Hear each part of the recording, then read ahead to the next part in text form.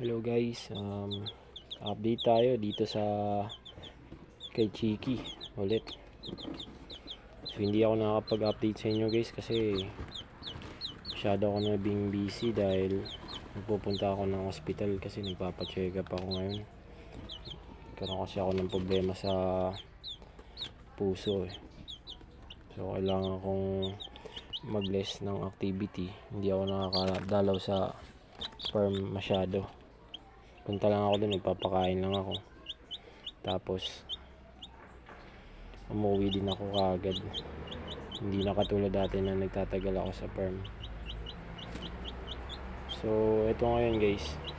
Ito na ngayon si Chiki. So 21 days na ata siya ngayon guys. Tingnan nyo, ang ganda na. Medyo kumapal na yung balayibo niya oh. Ayun oh. Ayun, nagkakaroon na rin siya ng balayibo dito, banda rito. Ayun o, mga bago.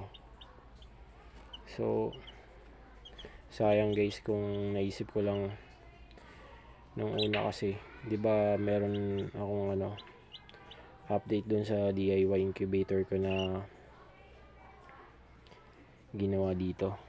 Meron dalawang sisiu doon na nakita nyo, 'di ba? Hindi na sila nabuhay, namatay na sila kasi ang naging cause kasi nun, hindi sila nailagay sa sa ganun lalagyan, yung kulay puti na yan yung nakataob. Diyan ko kasi nilagay si Chiki, 'di ba? Para hindi siya langgamin. So yun, nilagay ko lang siya dun sa loob ng incubator. Ito kasi ilalim kasi mga upa kasi ito pagkain ng baboy. So lapitin sa langgam. Yun, nilanggam sila. So kung naisip ko lang sana na ilagay sa tupperware na dilaw tapos may tubig dun sa ganun, hindi sana nangyari siguro ata yun, hindi sana namatay. Kahit na siguro nag-brown out, baka siguro nabuhay sila. Kasi ito nagba-brown out din sa amin, pero ito nakasurvive naman oh. Malata na nga ito eh. Tingnan niyo yung una kong video. Grabe yung pinagdaanan ng sisiu na to. Pero ngayon okay naman. Ang patoka ko nga dito guys, yung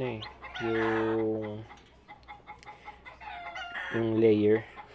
Hindi na ako bumili kasi nga baka kasi mamatay. Tapos binibigyan ko lang siya ng Vitamin Pro. Pero ito okay naman siya. Ayan, medyo madungis nga lang kasi hindi pa ako nililinis ng kulungan. Grabe ipot oh. Grabe yung ipot niya. Pero okay lang naman yan, hindi lang problema. Excited na nga ito bumaba sa lupa eh. Talon ng talon to dito eh. Lalo kapag hapon. Pero ayan guys, tingnan nyo. Buhay naman. Kaya lang, yung kulay niya lamang yung pagkaputi kaysa sa brown. Pero tingnan natin kung anong lalabasan na ito.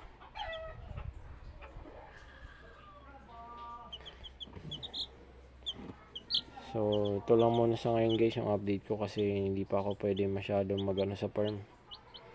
Tungkol naman sa solar, okay naman solar ngayon, maganda naman yung panahon eh, maaraw naman yun sa labas. Gusto ko sana gumawa ulit ng mga update videos pero hindi muna ako nakakapagawa yan, kaya puro mga players muna ginagawa ko sa shirts